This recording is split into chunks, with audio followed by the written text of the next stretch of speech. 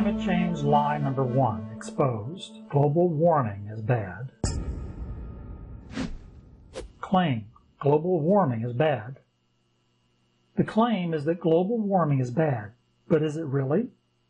This video will explore the facts surrounding this claim, but there is also a counterclaim that global warming is good. When warming alarmists discuss the topic, they leave out all the reasons why global warming is good. We will include some of these facts in this video so that you will have a more balanced understanding. Fact: we currently live in an ice age. There has been some confusion on this. When the term ice age was first used, we still knew very little about Earth's past. We did not yet know about all of the climate change cycles which have occurred over the last few billion years. We now know, for instance, that the Ice Age did not end 11,600 years ago. In fact, the massive warming back then made civilization suddenly possible. Definition: Ice Age. A period when ice persists throughout the year in both polar regions.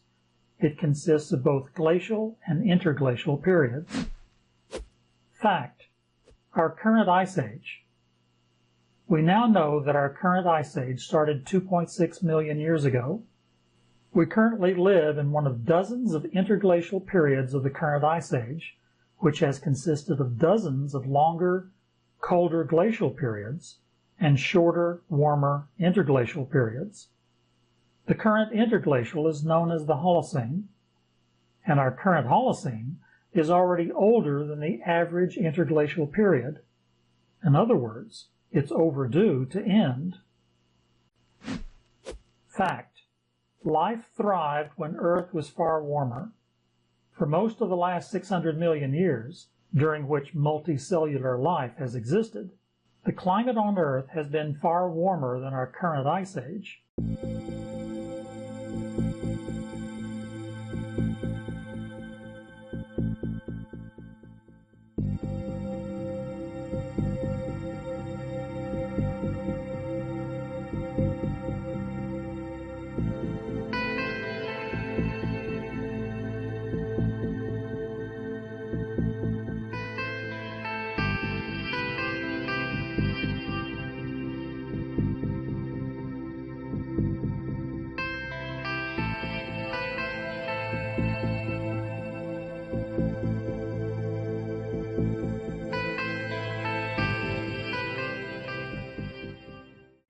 In fact, we could say that life prefers warmth to ice.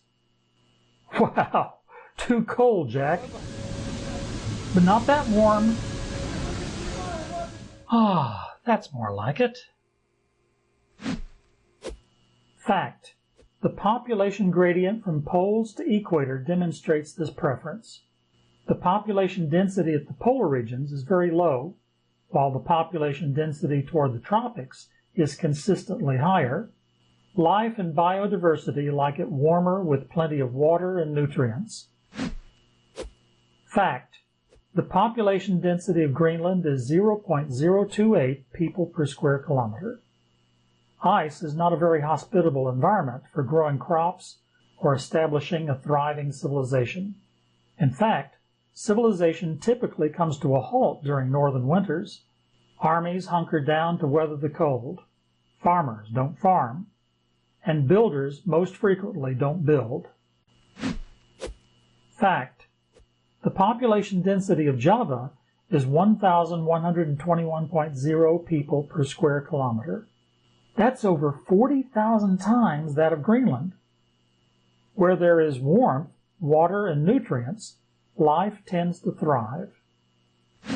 Fact: biodiversity is far higher in warm, wet areas than in cold or hot deserts. Antarctica produces 0 crops. Pretty much the same thing can be said of the Sahara. Discussion: warming is not frightening. The warming alarmists are frightened of a tiny amount of warming, 3 degrees Celsius in 100 years, while every day plants, animals, and people suffer through many times that amount of change. Here's the average warming per day in several cities. Los Angeles, California, 10.8 degrees Celsius average daily warming.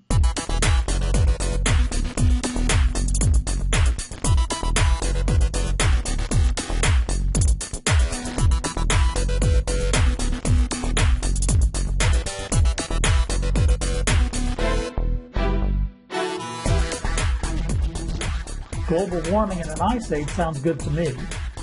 The alternative, global cooling, can be deadly. Corollary claim. It's the rate of warming that matters, not the amount of warming. Let's take a closer look at this claim after we use a blowtorch to cook our lunch.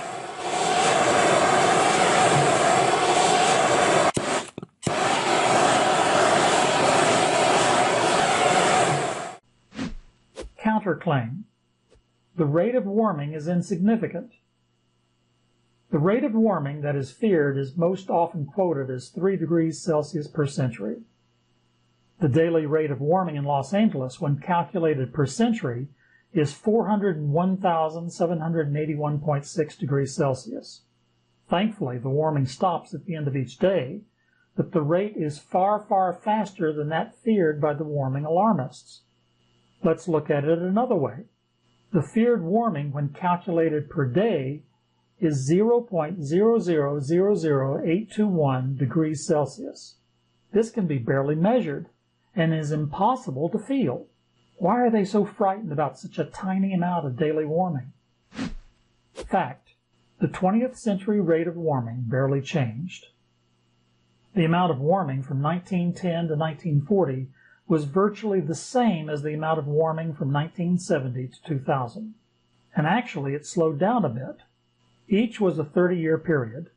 One had very small amounts of CO2 being added to the atmosphere. The latter had massive amounts of CO2 being produced. Discussion. Warming is not unusual. In other words, the late 20th century warming was not unusual and not dangerous. And the CO2 increases could not budge the rate of warming to make it go any faster. So CO2 was not driving global climate. Fact: early 20th century. The amount of warming from 1910 to 1940 was about 0.5 degrees Celsius per 30 years, or 1.67 degrees Celsius per century. Fact: late 20th century. The amount of warming from 1970 to 2000 was about 0.41 degrees Celsius per 30 years, or 1.37 degrees Celsius per century. The rate of warming was somewhat lower, despite the increased abundance of CO2. And let's not forget that the Earth actually cooled from 1940 to 1970, producing scares of a new ice age, despite the fact that we were already living in an ice age. Fact: 1326 BC. About 1326 BC, temperatures rose about 1.4 degrees Celsius per 30 years, based on temperature proxies, more than 3 times the late 20th century warming. Fact: 6140 BC. About 6140 BC, temperatures rose about 1.9 degrees Celsius per 30 years. Fact: 9620 BC.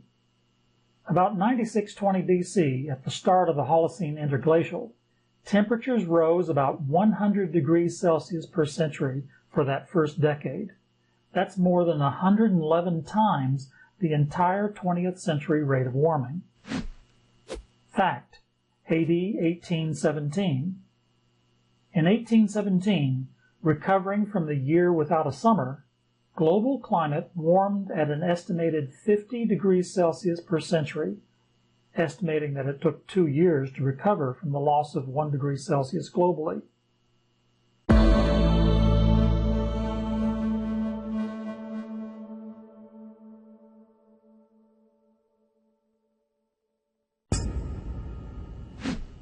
Corollary claim: Earth's fever.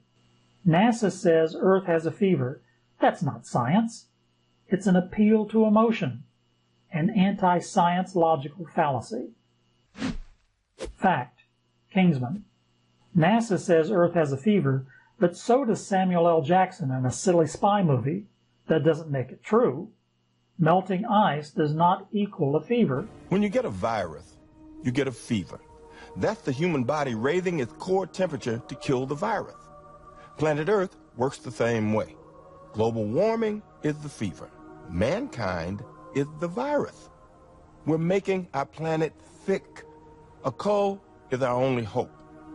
If we don't reduce our population ourselves, there's only one of two ways this can go. The host kills the virus, or the virus kills the host. Definition: cull. From agriculture, to take out an animal, especially an inferior one, from a herd. From agriculture, to reduce the size of a herd or flock by killing a proportion of its members. To cease to employ, get rid of. Discussion: does Earth really work like the human body? Earth has been far warmer in the past and has had zero ice at the poles. That was no more a fever than the man in the moon is real. Culling the human herd is not a very friendly idea, especially if you were one of the ones being killed, taken out, or gotten rid of. Some, if not all globalists, view most of humanity as inferior. They are eugenicists, and culling the human herd has been on their mind for centuries. Corollary claim: scorched earth. But if the earth warms by 3 degrees Celsius from 1970 levels, it will scorch the earth and civilization will die. Really? Let's look more closely at this claim. Fact: climate change cycles of the Holocene. The Holocene has had 10 major warm periods on a 1,000-year cycle. This is from Greenland ice cores. And Greenland, while not exactly global, is at the heart of the region which controls the switch from glacial period to interglacial period. Fact: medieval warm period. The medieval warm period was about 0.25 degrees Celsius warmer than today, and along with the Little Ice Age, were global phenomena, according to these scientists.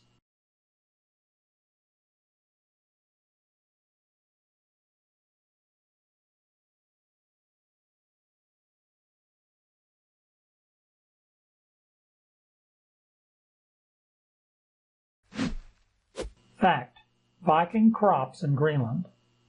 The Vikings could grow crops for hundreds of years in Greenland. Today it's too damn cold to grow the same crops. Fact: Viking wine grapes in America. The Vikings found wine grapes growing far north of where they can be found in America today. Historians who do not believe in natural climate change have claimed that the Vikings landed in Massachusetts because of the modern northerly limit on grape growing. Discussion: medieval warm period was global. Signs of the medieval warm period show up in the proxy temperature record for locations all around the planet, including the Southwest Pacific, central Argentina, Tierra del Fuego, southern Patagonia, central Chile, Peru, southeast Uruguay, Venezuela, not to mention North America, Greenland, Europe, and China. Fact: the Roman warm period was about 0.7 degrees Celsius warmer than today. Fact: Minoan warm period was about 1.1 degrees Celsius warmer than today. Fact: Holocene optimum warmth. The far warmer Holocene optimum, which was about 1.1 degrees Celsius warmer than today, and almost never got colder than today's climate, gave us a green Sahara for 3,000 years. Fact: Eemian interglacial. The Eemian interglacial, our sister interglacial, 100,000 years ago, was up to 5 degrees Celsius warmer than today for hundreds of years. Life thrived, sea levels were up to 20 feet higher, and polar bears did just fine. Fact: starved for warmth. The climate of Earth has been starved for warmth for more than 2.6 million years. Forests used to cover Antarctica. Palm trees once decorated the landscape of Greenland, and during those warmer times, the rest of Earth teemed with life. Our modern warmth is tiny compared to past global temperatures.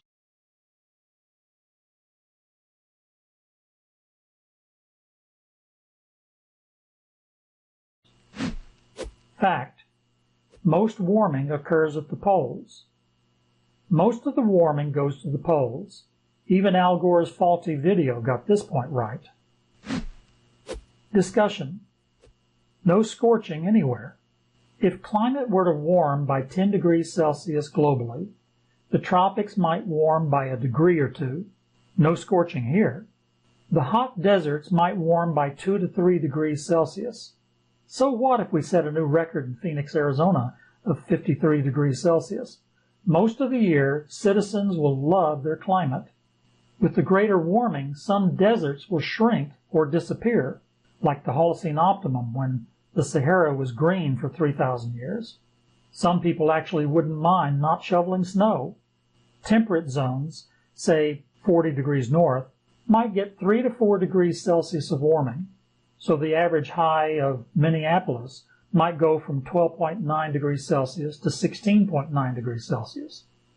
That's 55.2 degrees Fahrenheit to 62.4 degrees Fahrenheit.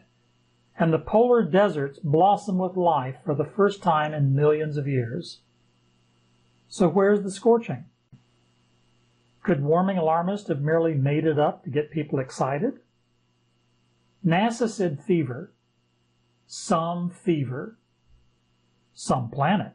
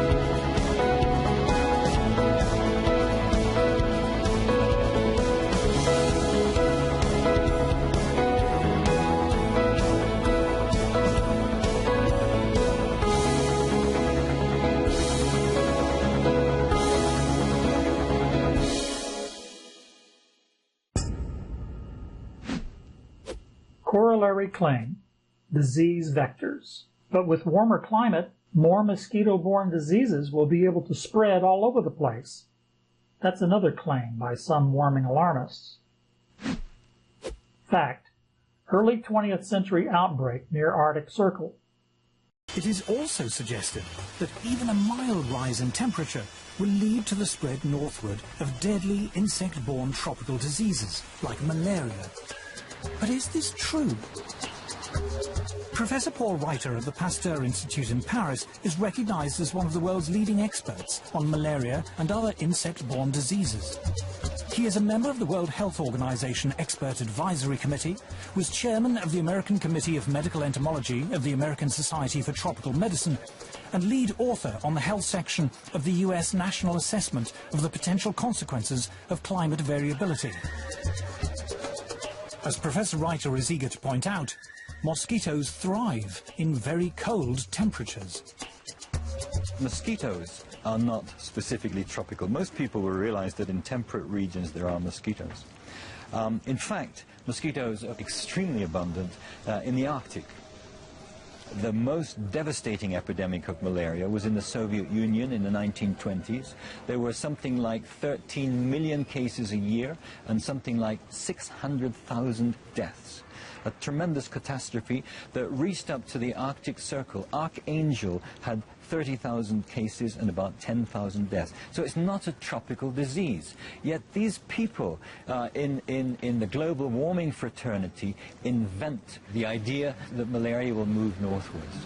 I was horrified to read the second and the third assessment reports because there was so much misinformation without any kind of recourse, or virtually without mention of the scientific literature, the truly scientific literature, the literature by specialists in those fields.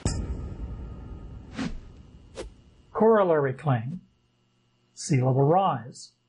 But global warming will disrupt parts of civilization with rising sea level.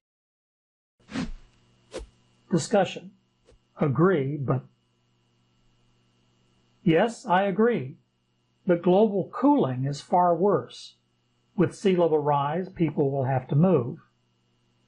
With global cooling, billions of people could starve to death. I don't know about you, but moving sounds far more appealing than starving to death.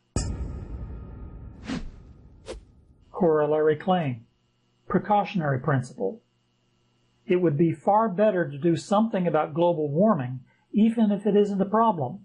Taking precautionary measures sounds reasonable, doesn't it? Discussion: disagree and... Would you jump off a cliff just to be doing something? I hope you're not that stupid. Destroying industry in the hopes of solving something that may not even be a problem is not a very smart move. Crippling industry and destroying the modern lifestyle could end up killing millions. Disease had been eradicated largely by modern methods of hygiene, good food, and clean water. But all of the improvements in life required energy to make them work. So jump off a cliff if you want to, but don't expect the rest of us to follow you. Comparing global cooling. We've taken a look at global warming, its benefits, and some of the misconceptions. Now let's take a look at how global cooling compares. Fact: 1816, year without a summer. In 1815, Mount Tambora in present-day Indonesia erupted, sending tons of volcanic ash into the atmosphere. This came 1 year after the eruption of Mayon Mountain in the Philippines. The following year, global temperatures were nearly 1 degree Celsius cooler. Thousands died from the cold and failed crops. Thousands more became climate refugees. The areas hardest hit were from Central and Western Europe to New England and Western Canada, but there were also problems in India, Russia, China, and Japan. This was the year Mary Shelley and her friends were locked in a Swiss villa overlooking Lake Geneva. The dreary summer weather forced them to find other ways of biding their time. Mary Shelley ended up writing Frankenstein. Fact: Dark Ages. The 6th century saw a continuation of the post-Roman warm period cooling trend. This was aggravated by multiple volcanic eruptions, which led to the Great Cooling Event of 535 to 536, with similarly cold events occurring in 540 to 541, and another one in the early 550s. Fact: Vikings. At the bottom of the Dark Ages cold spell, about AD 790, about 1/4 of a degree Celsius cooler than the bottom of the Little Ice Age, the Norsemen of Scandinavia became rowdy and desperate. They raided peoples farther south because their lands had grown too cold to grow their own crops. Even after climate improved, these Vikings had become acclimated to travel, exploration, and theft. During the medieval warm period, Vikings conquered a part of Gaul later known as Normandy, and these Normans went on to conquer England and Sicily. They set up homes all along the rivers of East Europe, becoming the Kievan Rus, from whom the people of Belarus and Russia claim their ancestry. Viking mercenaries were considered far more trustworthy than Byzantine soldiers, and thus the Varangian Guard was established to protect the East Roman Emperor. The great cold of the early medieval Dark Ages had given birth to the ruling class of a large part of Europe, from London to Moscow. Fact: Greeks. The Minoan warm period ended with a 200-year cooling of about 1.1 degrees Celsius. In about 1100 BC, temperatures hit rock bottom and bounced only very slightly. Greek pottery showed signs that people didn't have the time or resources to paint the elaborate decorations of Mycenaean culture that had come before. There were widespread signs of famine. Cities became abandoned. The Greek Dark Ages lasted until about 800 BC, 300 years of struggle. Fact: Chinese. China has suffered numerous famines. Some of them can be directly related to major cooling periods. The first great famine took place AD 875 to 884 and led to a peasant rebellion. The next great famine occurred at the end of the medieval warm period as global climate was cooling down significantly, AD 1333 to 1337. And another great famine occurred at the depths of the Little Ice Age in northwestern China, 1630 to 1631, leading to the eventual collapse of the Ming Dynasty in 1644. Famines in 1810, 1811, 1846, and 1849 left an estimated 45 million dead. The Taiping Revolution and Drought occurred right at the end of the Little Ice Age, 1850 to 1873, leaving over 60 million people dead. Fact: Cooling means more violent storms. If you understand the simple physics of wind, you know that putting great cold right next to great heat is a perfect recipe for strong winds. This is purely propaganda. Every textbook in meteorology is telling you the main source of weather disturbances is the temperature difference between the tropics and the pole. And we're told in a warmer world, this difference will get less. Now that would tell you you'll have less storminess, you'll have less variability. But for some reason, that isn't considered catastrophic. So you're told the opposite. The first director and founder of the Climatic Research Unit at East Anglia University, Dr. Hubert Lamb, did research on Little Ice Age storminess. He found that the colder climate contained far more violent storms than the numbers seen in the 20th century. This should not surprise us. Moving polar cold closer to equatorial heat will only increase the thermal gradient. Just 12 years after Dr. Lamb's death, the Climatic Research Unit made controversial news with the ClimateGate emails, with proof that the then current Climatic Research Unit director, Phil Jones, and colleagues had conspired to fudge scientific data. Their programmer's coding comments confirm this allegation by providing the details of fraudulent intent. Perhaps it's just as well that Dr. Lamb did not live to see such corruption of his baby. Fact: Cooling means more droughts and deserts. The warming alarmists say that global warming leads to more droughts and deserts, but the opposite is true. You have to realize that land never gets any water unless there is evaporation. Less evaporation means less water to go around for rain. And when it's colder, you get far less evaporation. Discussion: Glacial period deserts. During the last glacial period, deserts were larger and more plentiful. The glacial mountain that covered virtually half of North America and a third of Europe was entirely a desert region. Right now, the largest deserts are Antarctica and the Arctic region. The Sahara Desert comes in third. A desert is defined as a region with very little precipitation. Cold polar regions have very little snow. All of that mountain of glacial coverage took thousands of years to accumulate. Surrounding the enlarged polar region You have more desert that used to be forests and grassland. During the last glacial period, human population could never get above 100,000. Why?